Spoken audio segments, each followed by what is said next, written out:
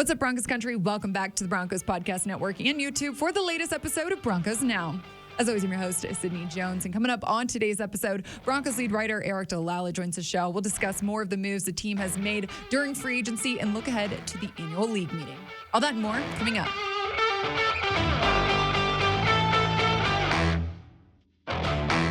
Joining me here inside the Broncos podcast studio for today's episode of Broncos Now is Broncos lead writer Eric Delala. Eric, thanks for joining me. How's it going? It's going good, Sid. We're about a week into free agency. So nice to see some new faces here at Centura Health Training Center, get some new guys on the team, and kind of see how they're putting this whole thing together. Yep. Since the last time we talked, Eric, last week's episode, the Broncos have signed a bunch of new guys, like you mentioned. Safety Brandon Jones, defensive tackle Malcolm Roach. This week they signed inside linebacker Cody Barton and tackle Matt Peart. Also re-signed wide receiver Lil Jordan Humphrey, but they've been pretty active since our last episode. Yeah, you got some guys that I think, not nobody with a super long deal, right? I think the longest deal was 3 years, a lot of one-year deals. But this team has kind of gone out and found value guys, good, solid signings. They weren't particularly active in that initial kind of legal tampering period. Right. I think Jones's name was maybe mentioned during that period. But otherwise, as they said, and as we talked about last week, they weren't going to be super active in that first wave of free agency. It wasn't going to be like last year. I think it's about finding guys that play certain roles that, we hear Sean Payton talk a lot about what's the vision for a player. And like a guy like Malcolm Roach, for example, a really good interior run stopper, which we know based on what George Payton said a couple of months ago, that was a kind of an area of emphasis for the Broncos and that they wanted to get better at stopping the run. So I think you saw them kind of address some of those needs. Obviously, with Josie Jewell leaving, you need an inside linebacker there. Yeah. We had kind of heard from George Payton that Drew Sanders might move to the edge. So that was kind of a need-based signing, it felt like. And then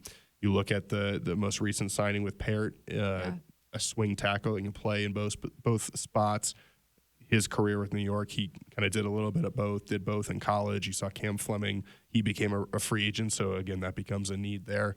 Definitely. So nothing flashy, but again, I think teams that are flashy every year in free agency, you don't necessarily see it pay off all the time, and you need these kind of key guys to come in and be the bread and butter type guys. You need to hit on these signings, and so we'll see how it goes, but I think that I'm encouraged by just kind of the mentality and the strategy so far. Yeah, definitely.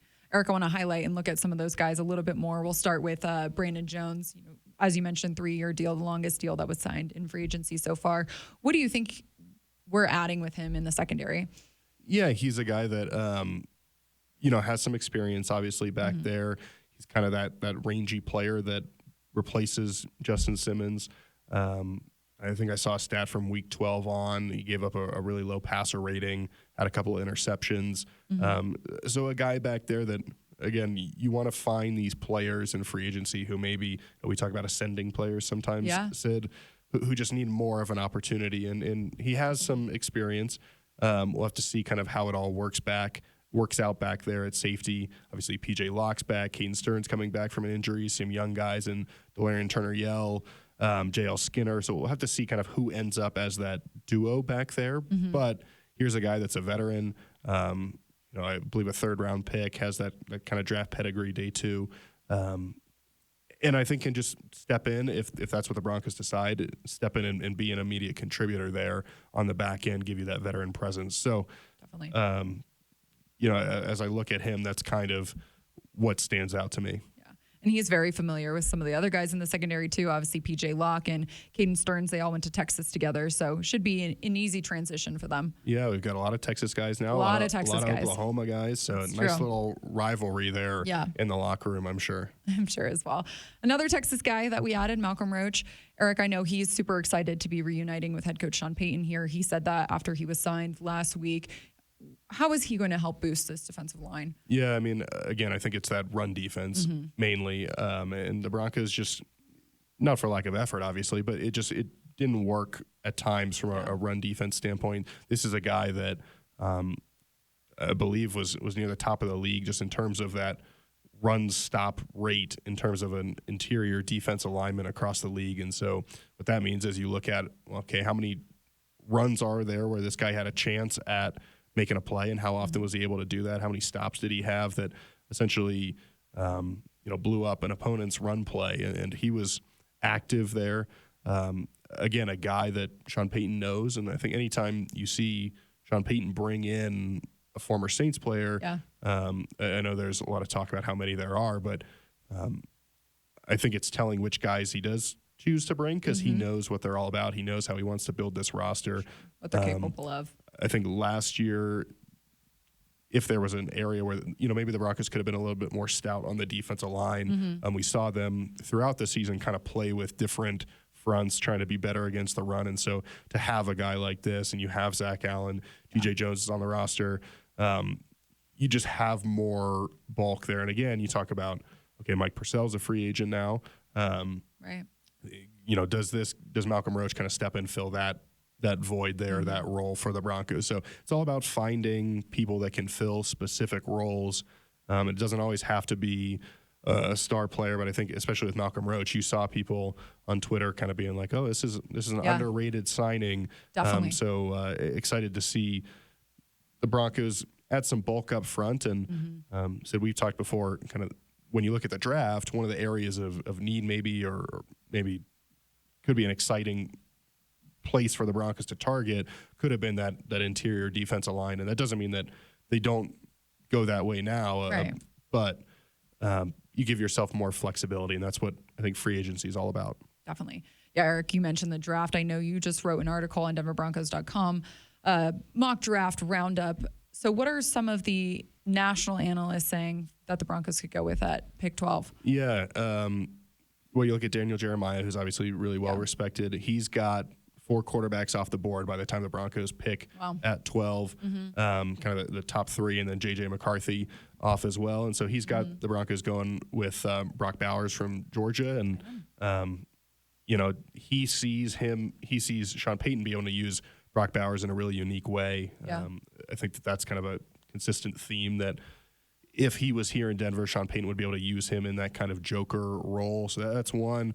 You still see corners there, whether it's Terrion Arnold from Alabama, Quinyon Mitchell from Toledo.